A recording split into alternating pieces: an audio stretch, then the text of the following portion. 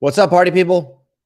I hope you guys are having a great Friday. Friday is, generally speaking, my favorite day of the week. I feel like I say that every week, but it is a true statement because I just get genuinely excited because the weekend is approaching. So, first questions first. What are you doing this weekend? I want to know. Drop it in the comments. Tell me, are you going to be spending time outside? Are you going to be doing something active? Are you going to be hanging out with friends and family and being social? Uh, Notice all of the things that I just recommended are things that actually are known to promote optimal mental, physical, and emotional health. So the more of those things that you do, the better you're going to feel, and the more of a win-win situation is going to be for you and everyone else. So that's a long-winded way of me saying, what are you doing this weekend? I want to know. I'll tell you what I'm doing this weekend. My nieces from California are here visiting me in Florida. They're here with me and my wife and my daughter, Indigo. And so what we're going to do is we're going to go outside. We're going to go to the beach. Then we're going to go to the pier. Then we're going to go eat some food. And then we're going to go do some working out. And then we're going to go do some mango hunting. And then we're going to continue to be monkeys. We love hanging out outside. It's one of our favorite things to do. So, the more that I can hang out outside with them, the better we all feel. So that's our plan. What's your plan? You let me know. Amanda says Vancouver, BC, and grocery shopping and continuing to lose weight. Sounds like a great weekend. What are you going to do this weekend? You're like, I'm going to lose weight this weekend. That sounds fun. Phyllis says she's coming in from Texas. Shirley says Georgia. Phenomenal. Okay, so tell us what are you guys planning on doing this weekend? Okay. For some reason, my internet is being all glitchy, so I'm going to switch down here. Okay. So, what I really want to talk about today is what to do after you've been diagnosed with type 2 diabetes. And the truth is that this applies to any form, any condition that you may have been diagnosed with. It could be type 2 diabetes. It could be type 1. It could be high cholesterol. It could be hypertension. It could be fatty liver disease. It could be chronic kidney disease. All diagnoses kind of have a specific sort of like collection of actions that you can take to significantly improve your health. But the nice thing is that a lot of those are actually the same, regardless of the different type of condition that you may have been diagnosed with. So before we get into sort of like the action items that you can do, that you can take, I want to know, if you feel comfortable sharing, tell me, what condition have you been diagnosed with? If the answer is no condition, then great. Let's just keep it simple. No condition. We want to keep it that way. But if you have been diagnosed with some form of, metabolic disorder, some type of chronic disease, let me know. I'll start off. I have type 1 diabetes. I have Hashimoto's hypothyroidism, and I have alopecia universalis, which is why I have no hair. I got 3 autoimmune conditions. Okay. I got dealt a pretty junky card back when I was 21 years old. And those are my 3 chronic conditions. I want to know from you guys, what have you been diagnosed with, if anything? Okay. Amanda says type 2 and high cholesterol. Tracy says high blood pressure. Sharon says prediabetes and high cholesterol. Jacqueline says type 1.5 diabetes. Okay. I apologize if I have to look down. My screen's being all silly right now. Tracy says RA, rheumatoid arthritis. Okay. Autoimmune condition. Okay. Amy says Hashimoto's, high blood pressure. All right. Funny, I only see 1 prediabetes, 1 diabetes. That Amanda says type 2. Okay. Staying indoors the rest of the day with feels like temperature over 100 degrees in South Texas. Yep, I know that feeling. That's what it's like in Florida too. It's pretty gnarly. Okay. Okay. So I see a lot of conditions that are basically, either diabetes. Some of them are autoimmune conditions, and I also do see things like high blood pressure and cardiovascular disease, high cholesterol as well. Okay. Amanda says I also have IBS. All right. So before we go too deep into this subject, I want you to write in the chat box, what are the emotions that you have felt that you did feel when you got diagnosed with the conditions that you just gave me? Okay. What are the emotions that you felt? Was it anger, frustration, indifference, apathy, confusion? You tell me exactly what it is that you felt, because that's really the sort of like crux of the matter. We can only move forward if you are like very open-minded about telling me what are the actual emotions that came to the surface. Okay. As those come in, give me 1 second. I'm just going to switch my network so that my computer doesn't get annoying here. Give me 1 second. I might glitch. I didn't glitch. I'm back. Look at that. Look at that. Look at that. Okay, here we go. Okay, so what emotions did you notice? Did you experience? Amanda says grief. Sharon says frustrated. Amy said first was relief. At least it wasn't all in my head. Amanda says shock and grief and stress. Yep, these are all real emotions. Tracy, diagnosed in 1994 with RA, felt angry, felt abandoned, felt alone. Oh, I know those feelings, baby. I know those exact feelings. Those are not fun. Okay, so I see a lot of the same types of emotions that are popping up from person to person. Okay, and this is all important stuff because these types of emotions are real. And these are the types of emotions that can actually prevent you from making any changes in your life. And they can prevent you from actually moving forward and finding a way to actually either reduce the symptomology of a given chronic disease or reverse it altogether. Okay, so if you're feeling angry, frustrated, alone, confused, know one thing. Okay, there are a lot of other people that are probably feeling the exact same way as you, and opening your mouth and talking about your feelings and talking about your diagnosis is the first step in actually getting out of that bubble. Okay, the anger bubble, the frustration bubble, the confusion bubble, the isolation bubble. You got to say something. You got to open your mouth, even though it might feel strange. You got to talk with your dentist about it. You got to talk with your neighbor about it. You got to talk with your coworkers about it. You got to talk with your gym trainer about it. You got to talk about it with your ex-landlord. I don't care who you're talking about it with, okay? Open your mouth and say something to people. Granted, you don't have to talk to everybody about it because I don't want you to necessarily live in this world where you're constantly sort of like identifying yourself as a person with chronic disease. All I'm saying is just open up your mind and open up your heart and be able to communicate freely about it. And as you talk about it with other people, what you are likely to find is that other people are like, hey, you know what? I also have high blood pressure. What do you know? And then it becomes an information exchange between two people. Then you can share your feelings. They can say, oh, yeah, well, I did this and I followed this and I made this change and this really helped me and so on and so forth. And that can make a big, big difference. Okay. So open your mouth as number one. Number two, always seek reliable information. Always, always, always. Where do you get reliable information from? Well, I'm biased. Number one, I believe that you can get very reliable information from us. Number two, if you're part of the Mastering Diabetes community, you can get reliable information from that community. Number three, if you were looking for weight loss, go to masteringweightloss.org. That is our new coaching offering. You can also go to Dr. Greger from nutritionfacts.org. You can also go to Dr. Neil Barnard from the Physicians Committee for Responsible Medicine. All of these are very good resources that are very trustworthy in my mind, because having not trustworthy information can become very problematic. If you venture onto the internet and you just go to some random TikTok page or some random Instagram page, you're likely to find things that look good, but a lot of the information is actually pseudoscience or bro science, and it actually can move you in the wrong direction.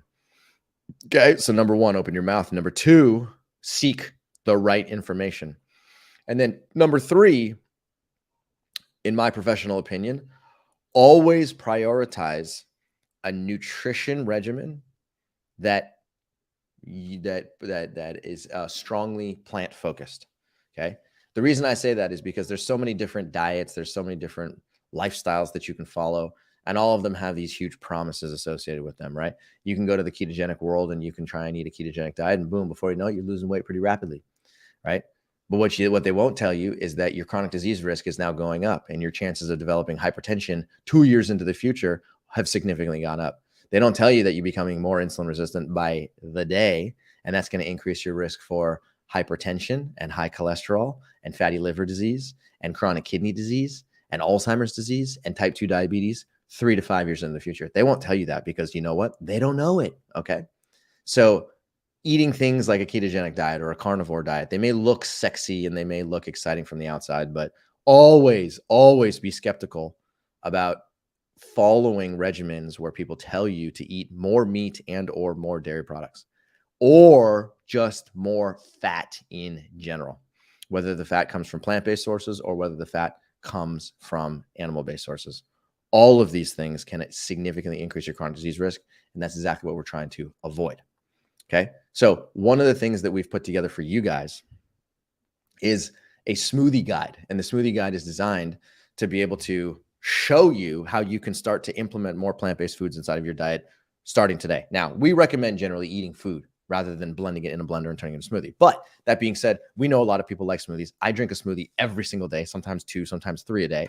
And so we put together this guide for you that you can see on the screen right here that's beautiful, and it basically shows you all of these very simple recipes that you can make that are nutritious and delicious and filling and incredibly nutrient dense. So we also, we've created a product called Amla Green. Amla Green is basically Indian gooseberries, the world's most powerful antioxidant rich berry ever discovered by human beings. And we made them taste good because generally speaking, Indian gooseberries taste like crap. So you take the Indian gooseberry and you take the Amla Green, your favorite Amla Green flavor, and you basically mix it into your smoothie, and it ends up adding a significant amount of nutritive power to that smoothie, which can then boost your overall health over the course of time if you're doing it consistently. Okay. It's the summertime right now, and the summertime is an opportunity for you to be able to diversify your palate with a whole bunch of fresh fruits that are available all over the place. If you like mangoes, mangoes are all over the place. If you like bananas, plantains, peaches, apricot, any stone fruit, any berry, did I say papayas? All of these fruits are very easily findable in today's world. You go to the grocery store, you can go outside and you can hunt for them on trees. They're everywhere. And these recipes incorporate all of those ingredients. Okay. So my recommendation would be to make these smoothies and add Amla Green into the smoothie to add to the antioxidant power. If you want this guide, it is yours for free. All you have to do is type in the word smoothie in the chat box. Okay. So just type in the word smoothie. I see a lot of people are already saying smoothie. It says Amanda, Sharon, Penny, Floyd, Joyce, Jacqueline, great, Tracy, Stephen. Does Amla Green ship to Canada? The answer is yes, we absolutely ship to Canada. But just put the word smoothie into the chat box and we'll send you that smoothie. We'll send you a direct message, and then we'll give you a link to a guide, and you can download it right there. Okay. So I would highly recommend doing that because smoothies are really tasty. They're a really simple way to get a whole bunch of nutrition into your body in a very short period of time. And they're part of the third tip that I gave you, which is always prioritize eating foods that come from the plant-based world, because plant-based foods are the foods that have been shown to significantly reduce your risk for all chronic diseases, whether those chronic diseases affect your liver, your kidney, your cardiovascular disease, your cardiovascular system, your pancreas, your eyes, your brain, your thyroid gland, your sexual organs, you name it, plants will help every single time. It's just that simple. Your gut, don't forget your gut. Okay. So looks like I froze. That's a pretty weird frame. Okay. So what types of questions do you guys have? I don't want to just keep talking over and over again. If there's any questions that you want to throw in the chat box, we can take a look at them here. Okay. Amanda says, should we supplement on this lifestyle? And the answer is you can supplement if you would like to, but rather than just randomly choosing a collection of supplements because you emotionally feel like maybe I need more iron, maybe I need more calcium, maybe I need more magnesium, always start with a test, always. So what I'd recommend doing is talking with your doctor and saying, hey, you know what? I'm feeling low energy. What do you think? What's the reason for that? And if your doctor says, oh, well, I think it's because you're deficient in vitamin B12, or maybe it's because, maybe your omega-3 status is low, always start with a test. If the test comes back and says, yes, your B12 is low, or your iron level is low, or your calcium level is low, then you can add some supplements into the regimen. But if you're just haphazardly taking supplements because you feel like it's a good idea, that might not be the most intelligent strategy. People turn to us and they're like, well, Cyrus, Amla Green's a supplement. And my answer is, yeah, Amla Green's a supplement, but it's a supplement that's actually a food. It's a food that's ground up into a powder because we can't sell the actual Amla berry itself. It just tastes crappy. So technically speaking, it's a supplement, but it's actually not a supplement because it's a real food. Okay. So we would recommend adding that into your diet for sure. Catherine says, my doctor said that if I don't go on a diabetic medication right away, my organs would irreparably be damaged. Is this true? No, this is not true. Okay.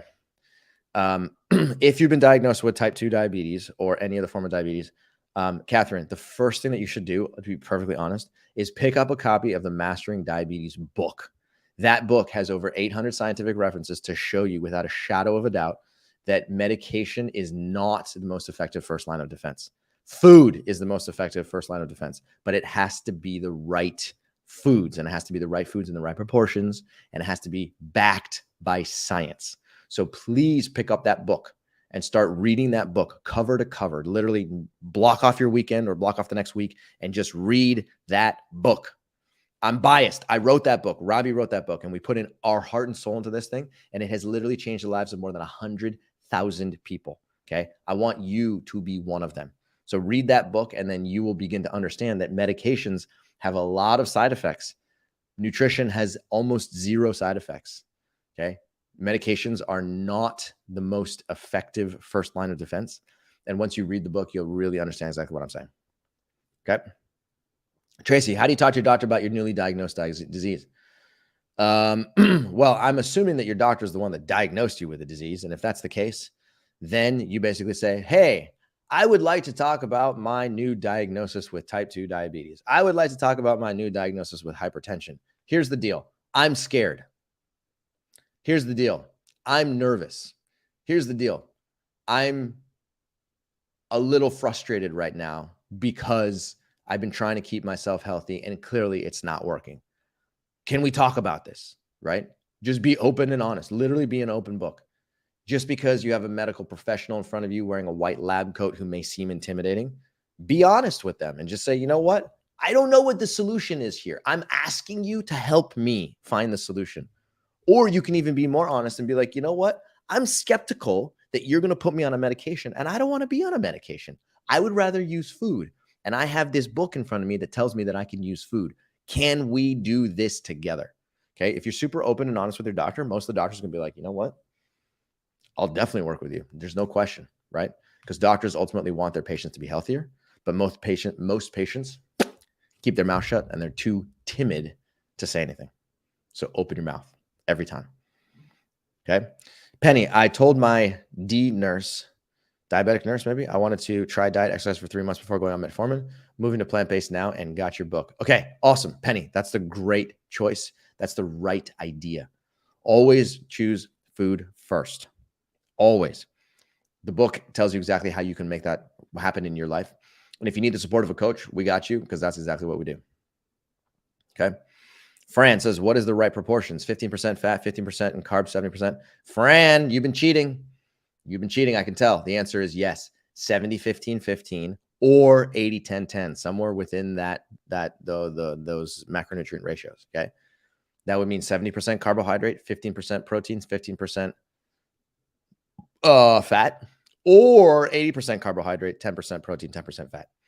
Okay. Somewhere within those two targets is really where you're going to see significant improvement in your overall health. And if you can do that, you can reverse insulin resistance, which will decrease your risk for most chronic diseases, if not all. Okay. Nurse told me to keep my carbs to 100 to 140 grams. Is this right? UK guidance. Penny, the answer is no, that is not right, because 100 to 140 grams of carbohydrate is a low carbohydrate diet. The majority of the diabetes world operates from the perspective that carbohydrates are bad for you. And it's unfortunate, because carbohydrates are not bad for you. Carbohydrates are actually fantastic for you, but they have to come from whole sources: fruits, starchy vegetables, legumes, and whole grains. They cannot come from chips and pastas and sodas and refined, cookies and crackers and brownies and chips and sugar sweetened beverages. Those are the types of carbs that are bad for you. So I want you to eliminate those from your diet, not just reduce, but eliminate. And then I want you to substitute those with fruits, starchy vegetables, legumes, and whole grains that are grown in the ground or grown on a tree. Those are the types of foods that will actually significantly improve your health. And in addition to that, limiting your carbohydrate intake to between 100 and 150 grams of carbohydrate per day, I can guarantee you that will move you in the wrong direction. I want you to increase your carbohydrate intake to like 300, 400, 500 grams per day. And I know that may sound ridiculous, but if you read the book, you'll understand exactly why we make that case. And it'll show you all of the research that supports these recommendations. John, does the smoothie help with high glucose and high triglycerides? So John, the answer is yes, the smoothie can help for sure. But if you are eating a diet that contains a significant amount of fat in your diet, and then you add the smoothie on top of that, good luck, it will not work. The only way that you will be able to integrate these smoothies into your lifestyle is if your fat intake is below 15% of total calories, okay? Or another way of stating it, if you are able to reduce your total fat intake to 30 grams per day or less, then you can have smoothies, and you can have smoothies frequently. But if your fat content is greater than 30 grams per day, good luck, it will not work, okay? That's mandatory, and I strongly recommend doing that. Kathy says, besides prediabetes, I am dealing with hypothyroidism. Do I need to be cautious about eating certain vegetables? Okay, when you're living with hypothyroidism, the answer is no. You don't have to necessarily worry about eating specific types of vegetables. All vegetables are going to be very beneficial for you. The more vegetables you eat, the healthier you're going to be in general, okay? And so if you're living with prediabetes and hypothyroidism, it turns out that both of them are significantly influenced by insulin resistance, which is significantly influenced by the amount of animal products you consume and the total fat content of your diet. So keep your fat content low and watch as insulin resistance goes away, and then that'll significantly improve your health. Okay. Amanda, I'm off insulin soon, but I'm not sure about maintaining weight loss and this lifestyle. I don't think I understand what that means. I think you're saying I'm on this lifestyle and it's helped me get off of insulin, which is cool if that's the case, but I'm not sure about maintaining weight loss and this lifestyle. Okay. If you're worried about losing weight or maintaining your weight loss, then here's what I'd recommend doing. Go to masteringweightloss.org. Masteringweightloss.org is a coaching program that we developed that is based off of the same principles as Mastering Diabetes. Go to masteringweightloss.org and set up a time to speak with a member of our team, and we will show you how to lose weight permanently. Okay. I am sick. I am disgusted by the weight loss industry. I am so sick of people trying to lose weight and then they gain it back. I'm sick of the tabloids. I'm sick of the newspapers. I'm sick of the magazines in the grocery store aisle that say, lose 30 pounds in the next 30 days. Fit into that bikini in the next 21 days. I am sick of it, and I do not stand for it anymore. Rapid weight loss will destroy you because rapid weight loss will likely cause you to lose weight and then gain it right back and gain it back with a vengeance. So in order to lose weight permanently, in order to follow this lifestyle, you must adopt a long-term mindset. That's the only way it will ever work. So if you want to lose weight permanently, as you can see on the screen here, go to masteringweightloss.org and click on that giant green button, either in the top nav bar or in the hero section. Click on that, and then you can set up a time to speak with a member of our team who's going to teach you, or who's going to learn from you, and then also going to teach you about why we do things differently and how our results are way better than the average weight loss program. Okay. I cannot stand it when people are trying to lose weight quickly. I have zero tolerance for it, and it actually does destroy your health in the long term. So there is a way out. And if you're trying to lose weight permanently, then I can guarantee you we'll make it work. Okay. We got room for 2 more questions here. Grace, my blood pressure is actually too low, 105/58. Is that okay to take amla tea? Grace, that's not technically speaking too low of a blood pressure. I would not worry about it. Your blood pressure is not going to go any lower. If your blood pressure is already, in a normal range or on the lower side of a normal range, do not worry that if you take amla green, that it's going to drop your blood pressure even more. That is not how it works. Okay. If you have normal blood pressure, you have normal cholesterol, you have normal blood glucose, taking amla green on a daily basis will help keep you there. It's not going to make it so low that it becomes dangerous. Okay. Very important to understand. Okay. And then maybe one more question here. Renee, I can use Umlo more than, can I use Umlo more than once a day? I mix it in my coffee every morning, and I've been adding it to my acai bowls in the evening. Just want to make sure this is okay. Yeah, Renee, actually, the truth is, most of the people that get really good results with Umlo Green take it multiple times per day. So if you want to take that multiple times per day, I got no problem with it. I do that myself.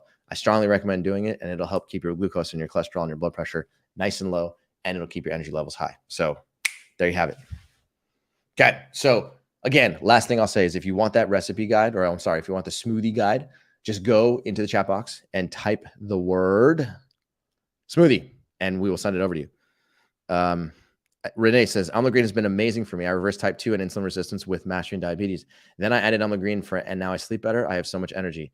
I reversed my fatty liver and lost 85 pounds. Well, that's kind of a big deal. That's incredible. I really like to see that, Renee. That's an awesome testimonial. Will you do me a favor, Renee? Can you do me a favor? Write an email. Send us an email at team@masteringdiabetes.org. So team@masteringdiabetes.org, and just write down what you just wrote right there. I would like to get an interview with you. I'd like to be able to learn from your situation and see if we can turn you into, make you world famous. Okay. So if you're open to that and you want to, be interviewed and be able to tell your story, then let's make it happen. Okay. Other than that, I love you guys. Thank you for being here. I hope this was helpful. I hope we, helped open up your mind to the idea that number one, if you communicate openly, number two, what was number two? I'm blanking on number two. And then number three was prioritize eating a plant-based diet. That's going to significantly improve your overall health in many ways. And these are the simple steps that you can take when you get first diagnosed with a chronic disease. And the truth is that most chronic diseases all stem from the same condition, the same inflammatory condition. And if you can reverse that inflammatory condition, you have set yourself up for short-term and long-term success. So you guys rock. Thank you for being here. And we will catch you next week, same time.